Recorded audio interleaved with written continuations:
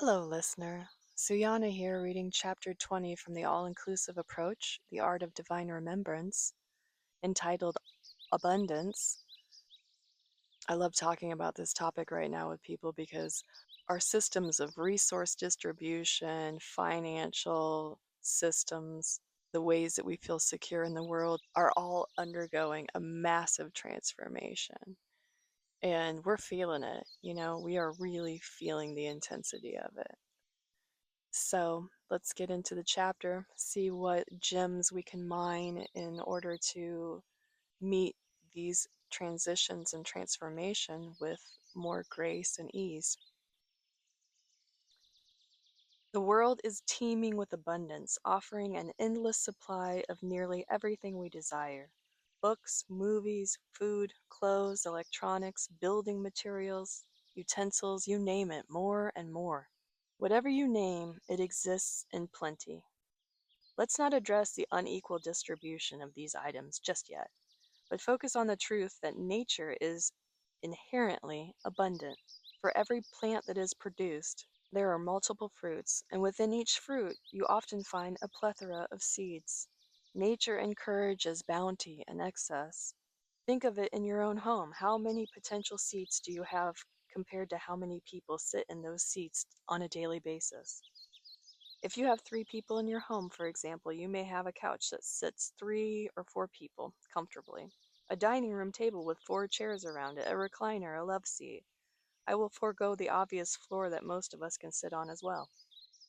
How many spoons do you have? How many towels? Most likely there are more than one of each of these items for every person inhabiting your home. Why? Because we are part of nature, and like I mentioned earlier, nature exists in a state of abundance.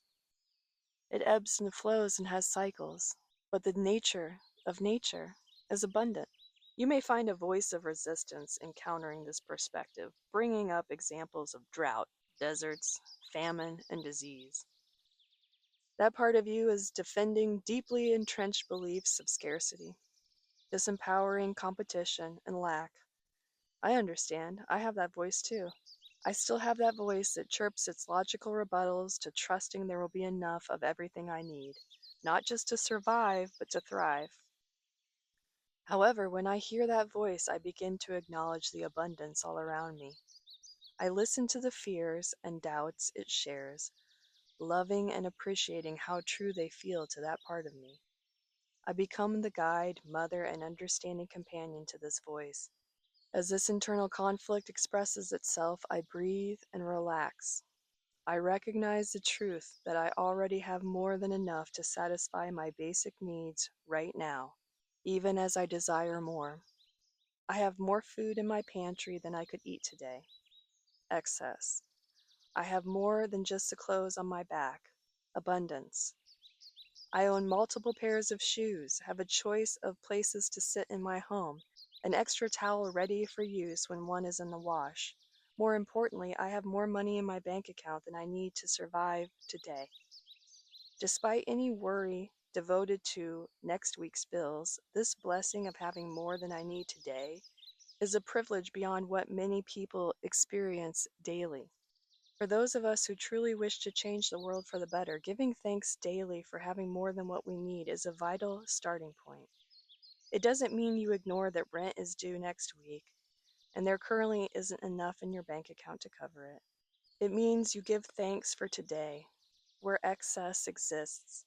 It means you open up to the truth that if today provided you with more than enough, perhaps next week will provide again. It means that instead of feeling bad for having more while others have less, you rejoice in your blessings and pray for all individuals to enjoy the same privilege. You follow your inner prompts to help, give, or support another, even if you fear sharing will reduce your own abundance. I choose gratitude, not as a means to receive more or to stave off lack, but because I genuinely feel grateful. When I forget to be grateful, fear, worry, and doubt remind me to give attention to all I have to cherish. These feelings are not obstacles to gratitude. They are signposts leading us back to it. Even if all I can be grateful for in the moment is the awareness of my own ingratitude, I can still honor that awareness. Acknowledging these states of being or thought patterns as reminders of your relationship with reality can shift your perspective and dissolve the feelings of separation that often accompany them. Throughout this process, show respect and compassion to those aspects of yourself that hold different perspectives. When you appreciate these aspects, you no longer identify yourself as them. Instead, you become the grounded confidant who supports the fearful parts in their expression, rather than believing those ideas define who you are. Cultivating this harmonious relationship with your mind is an essential part of our evolutionary journey. It supports your role as the energetic guide and caregiver to your body and environment, while bearing witness with love and kindness to the evolving mind integrating itself into source consciousness. This all-inclusive approach returns you to a state of trust by opening your heart and encouraging your mind to recognize the goodness surrounding you. If at times you feel there is nothing to appreciate, be grateful for each breath, a life-affirming action we often take for granted. So how do you shift from lack to an abundance consciousness? Start by developing the habit of gratitude. Open your cabinet and say thank you for the extra glasses I have in my cabinet. Be grateful for the choice of which container to pour your abundant water into. Thank you for toilet paper and for the extra roll under the sink, ready to replace it when needed. It's comforting to know it's there, and on the rare day where there isn't any extra roll, be grateful for the store nearby where you can buy more. Think about how many gas stations, grocery stores, and supermarkets you can visit to buy that roll of toilet paper. If, like me, you sometimes detest the overabundance of businesses compared to natural spaces, reframing your perspective with gratitude can shift you toward acceptance and away from resistance or judgment. Gratitude is empowering, judgment is not. Empowered action flows with the path of highest conscious expression. Does it mean you are fully in support of saturating every inch of this beautiful planet with businesses? No. But gratitude might even guide you toward wonderful solutions to the problem that previously bothered you, that you can share and discuss with other people in the world. As gratitude flows outward, compassion will spill into your perception of the world and its people. You'll empathize with fear patterns dictating the behaviors of others because you become the loving companion to your own expressions of fear. These qualities will guide your decisions, actions, and words, not because they're what you're supposed to do, but because they arise naturally when you align with source consciousness. From this place, you embody the eternal state of wholeness, ever abundant, ever expansive, ever loving, ever inclusive, and ever willing to meet what arises with grace, honor, and integrity. Let's get right into the workbook on this one. It'll be exciting for us to dive deeper into how we can reframe our relationship with the abundance of this world that we live in and move farther and farther away from the survival patterns and operating systems that have been so prevalent in our reality for so long. So let's just keep moving right along with this chapter reflection. Abundance is not merely financial or material. It is a perception, a way of seeing what already exists. Scarcity contracts the nervous system and narrows awareness. Gratitude expands it, evolves it, and envelops you in it. When you begin to notice the excess that already is present in your life, time, breath, connection, ideas, resources, shoes, books, clothes, post-it notes, pens, towels, grains of rice. I could be going on for a long time. Once you notice all the abundance around you, your internal posture shifts from striving to sufficiency, to adequacy, to more than enough. And more than enough is a really great vibe to be in. Abundance is less about acquiring and more about recognizing, acknowledging, appreciating, reveling, interacting. When you think of all the things that you have around you and then how many of those things you actually interact with on a daily basis, on a regular basis, it can become really obvious to you the things in your life that you love are and the things that just fill space in your personal space. And that's another great approach to defining and redefining abundance, is seeing the more than enough that is around you.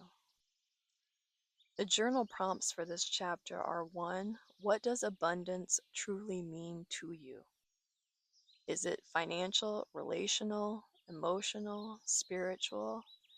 We have been conditioned in our culture to focus mostly on the financial. So you don't have to remove abundance from the context of financial. It's more about adding all the spoons in the drawer, adding that you have enough shampoo to get you into next month, adding that you have a choice of shoes to wear that day. That way you don't feel like it's a process of restricting, shaming, belittling, or berating yourself for having focused so much on money or finances, but expanding it out into what you've already acquired through resources that you had in the past, and what you can feel about the resources you have now in your daily life. The second journal prompt is: where in my life do I already experience natural abundance? Love, knowledge, access, creativity, opportunity, health, time, support, you name it. Number 3, what scarcity beliefs did I inherit from family, culture, or past experiences? Do they still serve me, or are they a hindrance? Number 4, how do I respond when I see others experiencing more than I have? Do I feel inspiration, comparison, resentment, motivation? Number 5, if I trust that there is always enough, how would my decisions change?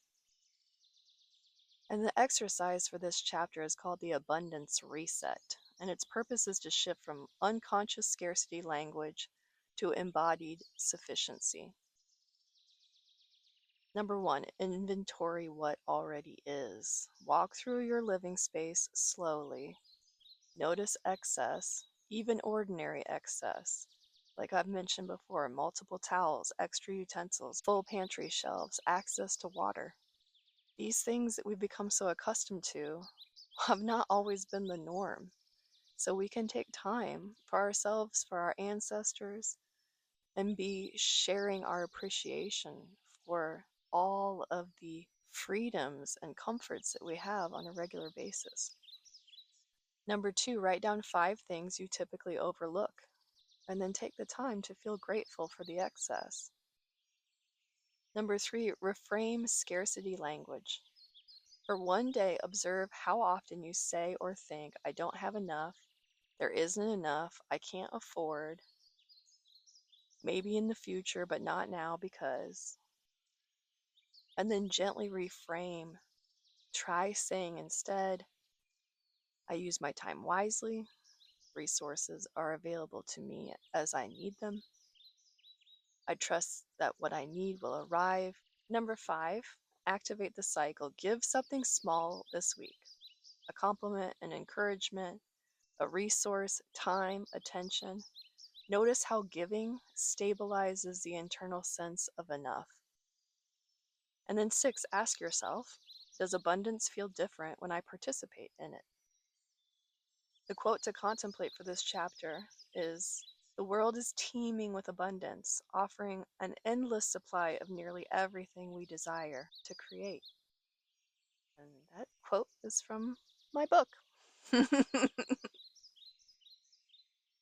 So, with all of the changes going on in society and all of the upheaval around how we navigate resources, the cost of living, time being one major resource that we're redefining, especially when it comes to people who are looking more and more towards a quality of life, a balance between work and life, and their own personal process of self inquiry and self care. This is a really great topic to dive into and give your attention to, because we are redefining it as a collective, and your contribution can be of great value in your personal life and in the relationships that you have and in the world at large. So I invite you to give an abundance of time and space to this contemplation. And until we meet again, be well and enjoy the now. Like, subscribe, share, comment, contribute, engage, and I'll connect with you in the next video.